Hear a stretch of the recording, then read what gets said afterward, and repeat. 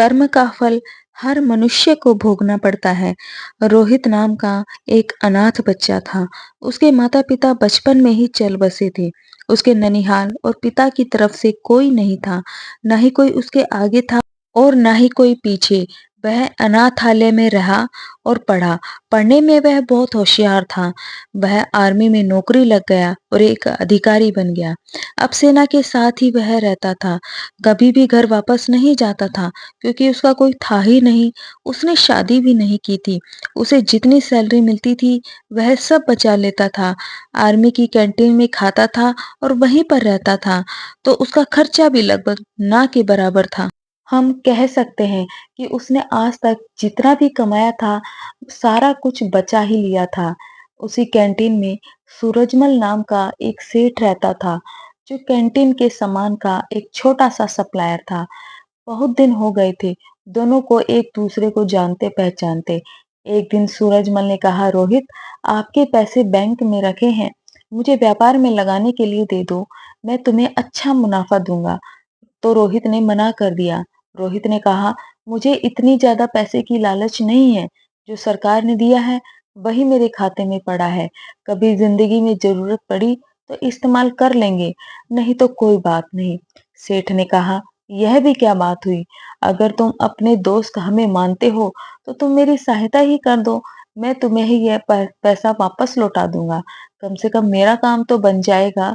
अभी इस पैसे की तुम्हें जरूरत भी नहीं है। रोहित ने कहा, बात तो तुम सही कह रहे हो, पर आप पैसा वापस कर ही दोगे, इसकी क्या गारंटी है? सेठ ने कहा, कसम खाकर कहता हूँ कि धोखा नहीं दूंगा।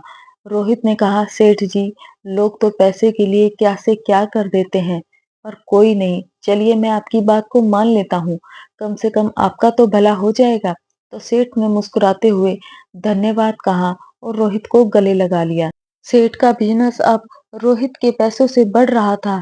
वह दिन दुगनी रात चौगुनी तरक्की कर रहा था। आमदनी बढ़ने के साथ साथ अब सेठ की नीयत में बेईमानी आ चुकी थी। अब वह पैसा ना लौटाना पड़े इसका बहाना ढूंढता रहता था।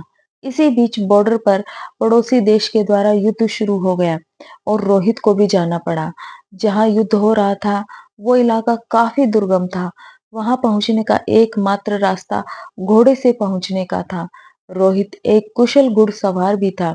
उसे जो घोड़ी मिली थी वो बहुत ही बिगड़ैल थी। रोहित के पीठ पर बैठते ही वह सरपट दौड़ने लगी। रोहित उसे काबू में करने की जितनी कोशिश करता, वो उतनी ही तेज गति से और दौड़ती जाती। वह दौड़ते दौड़ते दुश्मन के खेमे के सामने जाकर खड़ी हो गई और रोहित दुश्मन की गोलियों का शिकार हो गया। जब सेठ को यह पता चला कि रोहित युद्ध में वीर गति को प्राप्त हो गया है, तो सेठ ने वहां तो काफी दुख दिखाया, लेकिन उसकी खुशी का ठिकाना नहीं रहा। सेठ का व्यापार अब दिन दुगनी और रात चौगुनी तरक्की कर रहा था। कुछ दिनों बाद सेठ की पत्नी मां बनी और सेठ एक सुंदर बच्चे का पिता बना। सेठ के जीवन का ये एक सबसे बेहतरीन समय चल रहा था। समय बीतते लेकिन देर कहाँ लगती है। सेठ का बेटा अमर, जो अब बड़ा हो गया था और अब वह सेठ के साथ मिलकर व्यापार करता था। अमर विवाह योग्य हो चुका था। अच्छे घर की सुंदर सुशील कन्या देखकर अमर की शादी हो गई। अब सेठ कहता, कुछ दिन की ही बात और है, अब बेटा व्यापार संभाल लेगा, मेरी जिंदगी सफल हो गई, और मुझे क्या चाहिए। पर कहते हैं ना, समय का पहिया बदलते देर नहीं लगती। अमर की शादी हुए मुश्किल से 2 महीने ही हुए थे। अमर सड़क पार कर रहा था, उसे चक्कर आ गया और वह गिर गया। लोग उसे उठाकर हॉस्पिटल ले गए। उसके ब्रेन का एमआरआई और अन्य टेस्ट हुए तो पता चला अमर को ब्रेन कैंसर है। सेठ ने डॉक्टरों से कहा, आप पैसे की चिंता बिल्कुल मत करिए, आप बस इलाज करिए। डॉक्टर और हॉस्पिटल बदलते गए पर अमर की हालत दिन ब दिन बिगड़ती ही गई। सेठ अब व्यापार पर ध्यान भी नहीं दे पा रहा था और उसके कस्टमर छूटते जा रहे थे। हॉस्पिटल का बिल बढ़ रहा था। अब सेठ पर काफी ज्यादा कर्ज हो चुका था। सेठ परेशान हो चुका था। अब अमर को डॉक्टरों ने जवाब दे दिया। सेठ हार चुका था। किसी चमत्कार की आशा में बैठा था बस। चमत्कार तो नहीं हुआ, पर अब अमर इस दुनिया में नहीं रहा। महीनों जिंदगी की जंग लड़ने के बाद अमर हार चुका था। सेठ के घर में हाहाकार मच गया। सेठ, सेठानी, अमर की पत्नी सब विलाप कर रहे थे। एक साधु वहां से गुजर रहे थे। उन्होंने जब रोने की आवाज सुनी तो रुक गए। वहां जाकर उन्होंने सेठ से कहा, रोने से कुछ नहीं होगा, जो होना था वो हो गया। तो सेठ ने गुस्से से कहा, मेरे साथ ही क्यों? तो साधु ने कहा, सब कर्म का फल है, यही चुकाकर जाना होता है। आज तो तुम रो रहे हो, कल तो तुम हंस रहे थे। सेठ ने कहा, मैं कुछ समझा नहीं महाराज। तो साधु ने कहा, तुमने अपने व्यापार के लिए पैसे उधार लिए थे। जब व्यापार चल पड़ा तो तुमने जिसके पैसे थे उसे लौटाए नहीं। सेठ ने कहा, गलत, वो तो मर चुका था, मैं किसे लौटाता? तो साधु ने कहा, झूठ मत बोलो, तुम भूल गए उसके मरने के समाचार पे तुम कितना खुश हुए थे। उस दिन तुमने मिठाई बांटी थी, पर क्या मिठाई बांटना सही था? तुम उसके पैसे को सरकार को या किसी अनाथालय में या किसी जरूरतमंद को भी दे सकते थे, पर तुमने नहीं किया। तुम्हारी नीयत में खोट आ चुका था। सेठ शर्मिंदा था। आज सेठ वहीं पर खड़ा था जहां पर आज से 20 साल पहले खड़ा था। आज ना तो पैसे थे, ना व्यापार और ना ही पुत्र, और ढेर सारा कर्ज भी था। साधु ने कहा, ये तुम्हारा पुत्र वही लड़का रोहित था।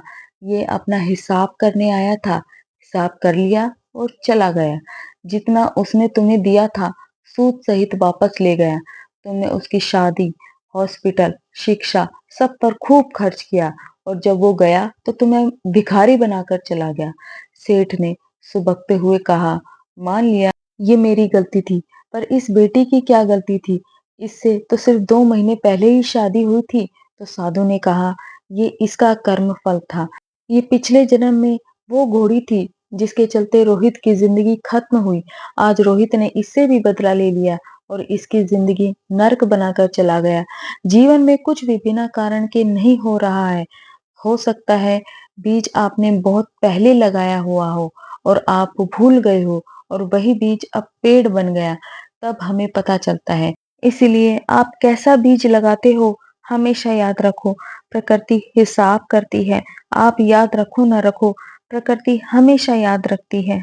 हमेशा अपने कर्म पर ध्यान दे। ऊपर वाले की लाठी में आवाज नहीं होती, पर असर पूरा करती है। ये कहानी अगर आपको अच्छी लगे तो वीडियो को लाइक जरूर करें, और चैनल को भी आप सब्सक्राइब कर सकते हो।